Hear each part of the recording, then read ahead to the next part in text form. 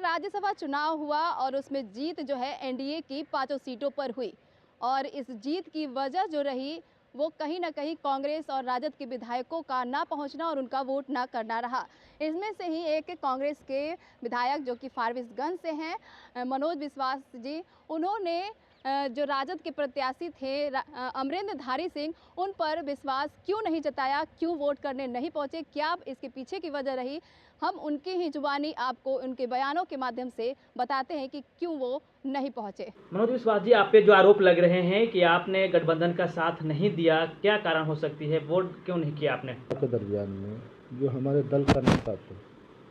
राजेश राम जी, इस चुनाव में कहीं इन्वॉल्व नहीं किया गया था और हम लोग का दल तय करती है, हम लोग जिस दल से आते हैं कांग्रेस का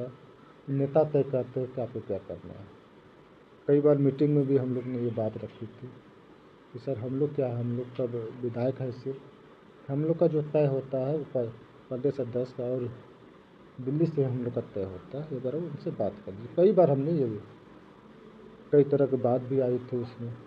हम लोग सब चीज़ को खारिज करके हम लोग डायरेक्ट बोले थे कि हम लोग का नेता राजेश राम है,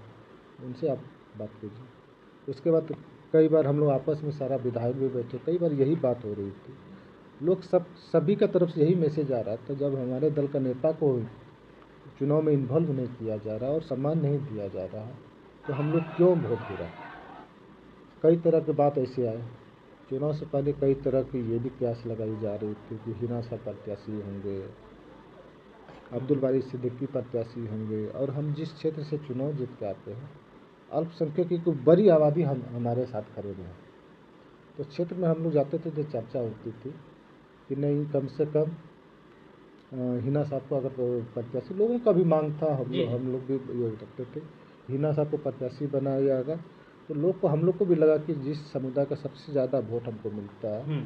इंडिया गठबंधन में, अगर सबसे ज़्यादा अगर मजबूती से कोई वोट साथ देते तो वो अल्पसंख्यक समुदाय के लोग, तो हमको लगा कि अगर वोट देते हैं तो इसके साथ वो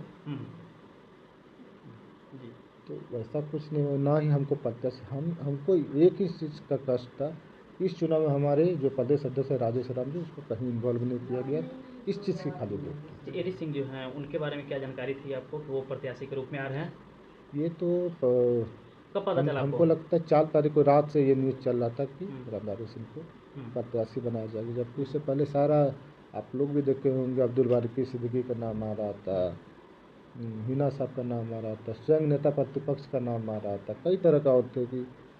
तो यही है सच्चाई यही है। चलिए, तेजस्वी जी से लगता है कि इतनी बड़ी चूक हुई है राजेश राम जी से, इसके बारे में राज्यसभा सांसद अगर भेजनी हो अपने प्रत्याशी को तो बात नहीं किए होंगे? हम लोग को स्वयं ये पता नहीं था कि हम तो 2-3 दिन पहले से आया कर बोले कि आप स्वतंत्र, आप लोग जो निर्णय लीजिए उसके साथ हम लोग, मगर बाकी विधायक इस तरह से करेंगे, उसको भी कहीं न कहीं इस पर हमको लग रहा है कि अगर हम लोग चुनाव हारे हैं कहीं न कहीं हम लोग पहल की कमी चलते आज आगे क्या करने वाले हैं मनोज जी? तो हम लोग क्योंकि नेता तय करते हैं, नेता का जो आदेश होगा उस पर हम लोग काम करेंगे।